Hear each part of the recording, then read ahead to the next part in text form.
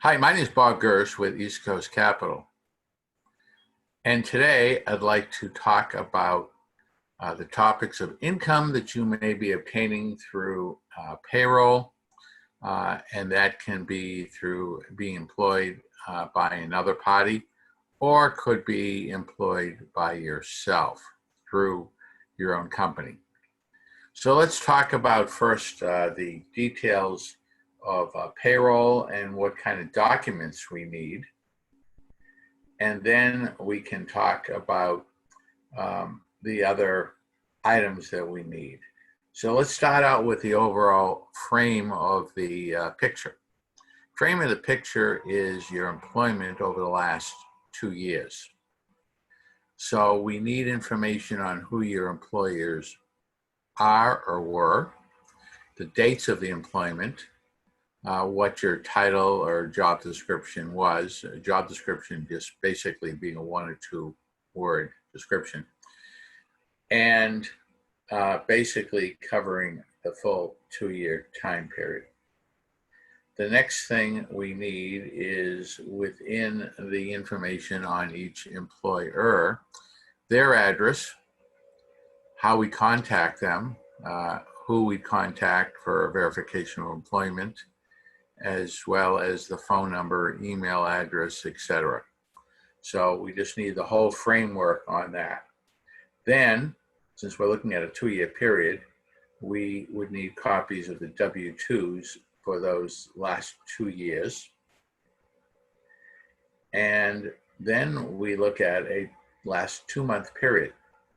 Well, what we're trying to get to is a breakdown of what your regular payroll is, as well as any overtime, commissions, or other reimbursements or payments to you during that time period. So to do that, we start off with 2 months worth of pay stubs, and then a breakdown, which you can give us, of was it all regular pay? Was there any overtime involved in it? And then, which is very relevant to the current time we're into now, which is June of 2020, as this is being recorded, is that a lot of folks were temporarily laid off and or because of the pandemic, provided with no overtime or only minimum hours or no hours at all. And depending on your payroll situation, your company situation, we need clarification of that, how that's reflecting in the information you've just given us as far as pay stubs and maybe the W-2. And the current situation, are we back to normal? What is normal for you? Were you working 40 hours a week and then 20 hours overtime, and then it was cut back just to 40 hours, or cut back to 20 hours or 0 for a time period, so we can properly reflect payroll going forward. So that's what we typically need. Now, if the situation seems to be a unique situation, then a description of that would be great.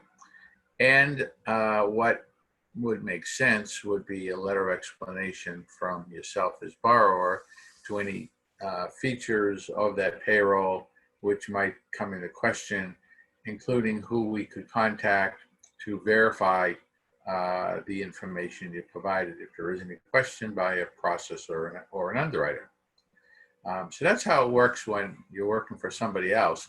When you're working for yourself, now we need a little more documentation, and that does include then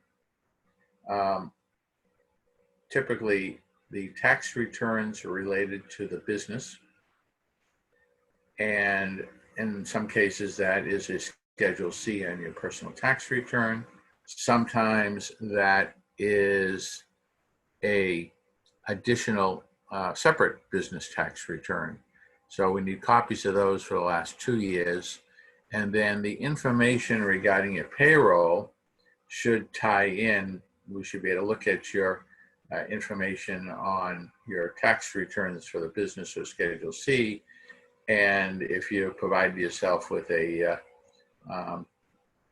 payroll through a payroll service or something of that nature, which could have W-2s and pay stubs, we need a copy of all of that. But basically, we need that extra documentation on the business that you are working for or are self-employed. And so, basically provide all of the tax returns for those 2 years for business and personal, as well as any pay stubs and W-2s. Since, again, I had mentioned that there can be some very uniqueness, we may want to have a discussion as well as what you provide in writing, just so we make sure we are understanding correctly what your payroll situation is at the current time and what it had been, so we're reflecting it on the application correctly. Since our job is to try to provide the best information possible for you to obtain your mortgage, we need to make sure that everything we have is accurate and understood. So if there are questions, again, my name is Bob Gersh. I'm with East Coast Capital, and you can reach me, and I'm just pulling out. Bear with me a second here. I always do this since I'm trying to verify that I'm giving you the correct information, especially if it's recorded. I don't want to have information on the recording other than what's correct. And that correct information is my office phone number, 352-561-3096. And once again, it's Bob Gersh, East Coast Capital. And it's 352-561-3096. Give us a call anytime if you have any questions. We'd like to be able to work with you. And so if what you're doing is through employment, which could be part-time, which is also something to bring up. If you are working full-time, we need details and that it is how many hours a week, et cetera. If the hours are indicating part-time, let us know if that's just a temporary situation or is that part-time that you're doing this on a consistent basis and nothing is changing. So that's also important. Just want to not forget that on there. But if there's any questions, you're trying to figure out what your income is and what you can qualify as type of mortgage, amount of mortgage, et cetera. So if you're looking for a house, you can figure out exactly what you can be pre-approved for. Again, give me a call. Happy to work with you on that. And that's Bob Gersh, East Coast Capital. And again, I'm going to pull this out once more out of my wallet here. 352-561-3096. Again, thank you very much. Have a good day. Have a good week. And hope everyone's okay in your family.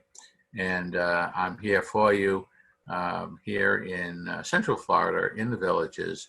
But just to mention, we do cover the Villages, the surrounding villages, and because we can do this remotely, pretty much almost anywhere that you're located, we can help you. So just give us a call and let us know how we can be of service. And I thank you very much for your time and have a good day.